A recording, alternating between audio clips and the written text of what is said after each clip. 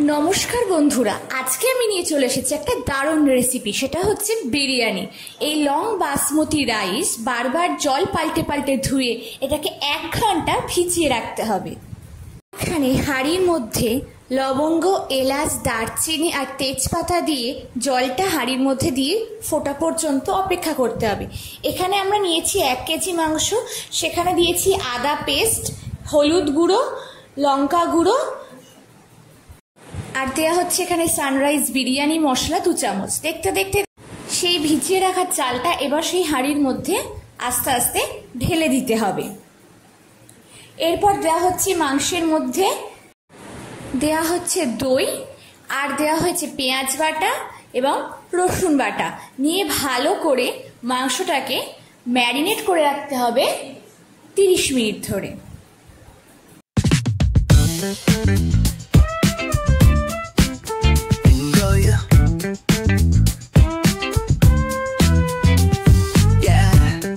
এরপর পেঁয়াজ বেরেস্তা করার জন্য পেঁয়াজটাকে ছোট ছোট করে কেটে নিয়েছি।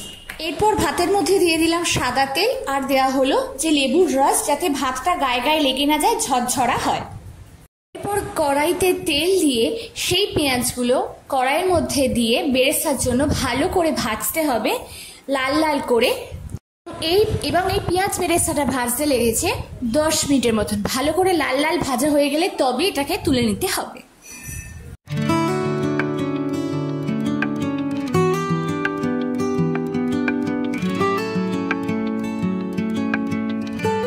দেখো ভাতের ফ্যান গালানো হয়ে গেছে, আর ভাতটাকে ঠান্ডা করার জন্য কিন্তু খুলে রাখা হয়েছে। আর এদিকে কিন্তু আমাদের বেরেস্তা ভাজাও কমপ্লিট, তাই এটাকে তুলে নেওয়া হচ্ছে।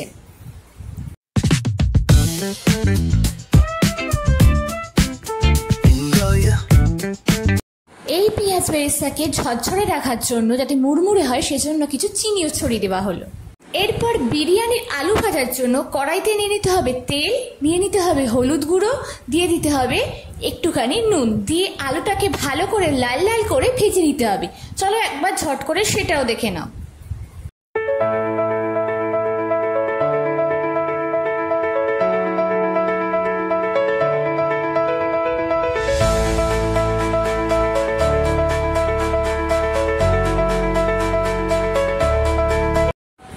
এদিকে দেখো আমাদের আলু কিন্তু ভাজা একদম রেডি। এরপর কড়াইতে তেল গরম করে গোটা গরম মশলা দিয়ে কুচিয়ে রাখা পেঁয়াজ দিয়ে ভালো করে নাড়াচাড়া করে নিতে হবে এবং যাতে লাল লাল হয়ে যায় ভালো করে ভেজে নিতে হবে। তারপর দিতে হবে সেই ম্যারিনেট করা চিকেনটা, কিন্তু আমরা এর মধ্যে ঢেলে দিচ্ছি। দেখো বন্ধুরা ভালো করে। আর ভাতটা যেটা দেখালাম, আমাদের কিন্তু ভাত একেবারে হয়ে গেছে, আর আমাদের ভাত কিন্তু একেবারে ঠান্ডা হয়ে গেছে। তো এই দিয়ে রাখা চিকেনটা দিয়ে ভালো করে নাড়াচাড়া করতে হবে এবং এই মাংসটাকে সিম করে চাপা দিয়ে ভালো করে কষিয়ে নিতে হবে। ভালো করে মাংসটা কষিয়ে নিয়ে তেল ছেড়ে গেলে পরিমাণ মতন গরম জল দিয়ে 15 থেকে 20 মিনিট মাংসটাকে সিদ্ধ করে নিতে হবে। এরপর যখন মাংস পুরোপুরি রেডি হয়ে যাবে, তখন উপর থেকে তেলটা তুলে নিয়ে একটা বাটির মধ্যে রেখে দিতে হবে। এরপর একটা বড় ডেচকির মধ্যে ভালো করে চারিদিকে ঘি মাখিয়ে নিতে হবে। এরপর একটা বাটিতে অল্প একটু দুধে 2 চামচ কেওড়া জল দেখো দেয়া হচ্ছে এখানে, আর 2 চামচ গোলাপ জল আর 3-4 ফোঁটা মিঠা আতর দিয়ে ভালো করে দুধটাকে মিশিয়ে নিতে হবে। এরপর বিরিয়ানির যে পারফেক্ট লেয়ারটা করার জন্য প্রথমে দিয়ে দিতে হবে একদম তলায় সাদা ভাত, এবং তারপরে দিয়ে দিতে হবে যে ভেজে রাখা যে মাংসের যে আলুগুলো ছিল সেইগুলো দিয়ে দিতে হবে 4-5টা করে, এবং তারপরে কতগুলো মাংস তুলে নিয়ে সেইগুলো দিয়ে দিতে হবে। আর তারপরে দিয়ে দিতে হবে এর উপর পেঁয়াজ বেরেস্তা, এবং দিয়ে দিতে হবে অল্প করে ছড়িয়ে, যে জায়গাগুলো ফাঁকা থাকছে সেই জায়গাগুলো ছড়িয়ে দিতে হবে বিরিয়ানি মশলা। তো চট করে একবার লেয়ার করাটাও দেখে নাও।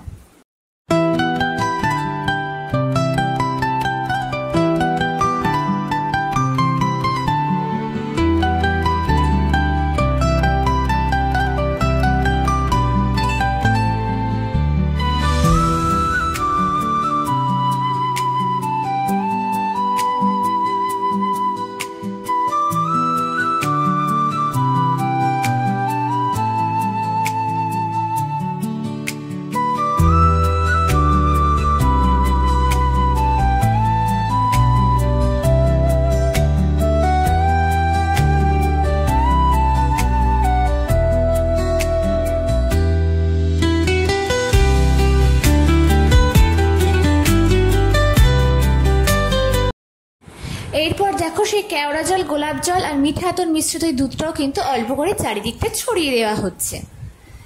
এরপরে নেক্সট লেয়ার করার জন্য আমাদের মোট 3টে লেয়ার হয়েছে। নেক্সট লেয়ার করার জন্য একইভাবে সাদা ভাত ওপরে ছড়িয়ে দিতে হবে, তারপরে দিয়ে দিতে হবে মাংসের আলু, দিয়ে দিতে হবে কত পিস মাংস, এবং তারপরে দিয়ে দিতে হবে একইভাবে পেঁয়াজ বেরেস্তা, তারপরে দিতে হবে সানরাইজের বিরিয়ানি মশলা, এবং তারপরে আরেকটু অল্প ওই দুধটা ছড়িয়ে দিতে হবে।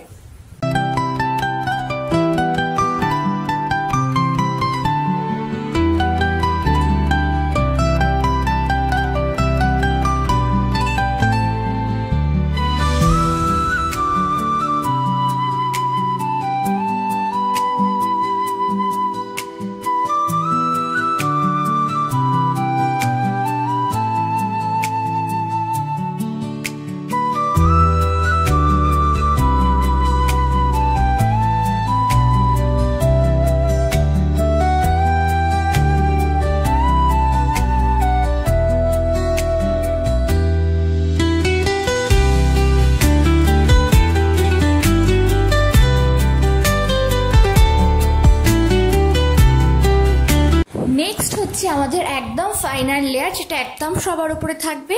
যেটুকু ভাত আছে সেটুকু ভাত ওপর থেকে ভালোভাবে ছড়িয়ে দিতে হবে যেন চাপা পড়ে যায় নিচের লেয়ারগুলো, এবং সেমভাবে সেই আলুগুলোও দিতে হবে, এবং যে মাংসগুলো আর আছে সেই মাংসগুলো ফাঁকা ফাঁকা জায়গাগুলো ভালো করে দিয়ে দিতে হবে।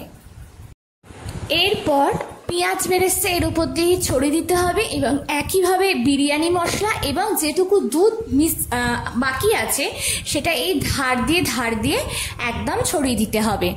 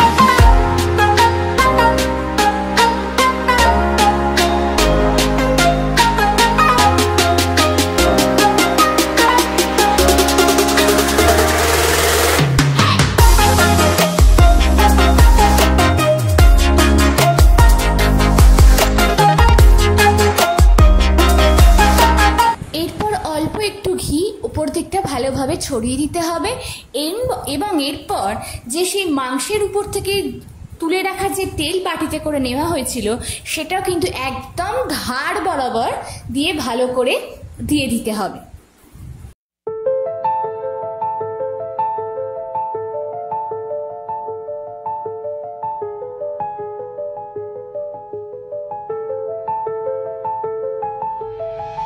এরপর ডেচকিতে চাপা দিয়ে আটার লেচি করে নিয়ে সেই ডেচকির চাপার সাথে দিয়ে ভালো করে এটাকে সিল করে নিতে হবে যাতে না হাওয়া ভেতরে ঢোকে, এবং পুরো ধার বরাবর এটাকে আটার লেচিটাকে দিয়ে সিল করে নিতে হবে, এবং এটাকে একটি গরম তাওয়াইয়ের ওপর বসিয়ে দিতে হবে, এবং এটা হাই ফ্লেমে 2 মিনিট এবং তারপরে সিম করে 15 মিনিট রাখলেই আমাদের বিরিয়ানি কিন্তু একেবারে। আর এই দেখো, কথা বলতে বলতে কিন্তু আমাদের বিরিয়ানিও রেডি হয়ে গেল। আর আমি কিন্তু এই সব জিনিস একদম বেশি দেরি করে খেতে পারি না, তাই সেই জন্য কিন্তু আমার পাতে দিয়ে দেওয়া হচ্ছে বিরিয়ানি। আর সাথে কি কি নিয়েছি সেটাও দেখবে তো। সেটাতে আছে স্যালাড, স্যালাডের মধ্যে আমি নিয়েছি শসা আর পেঁয়াজ, আর নিয়েছি সেই মাংসের ঝোল। তো চট করে একবার লুকটা দেখে নাও, বিরিয়ানি দেখে জিভে জল নিশ্চয়ই আসছে। ভালো লাগলে সাবস্ক্রাইব করে দিও। Thanks for watching.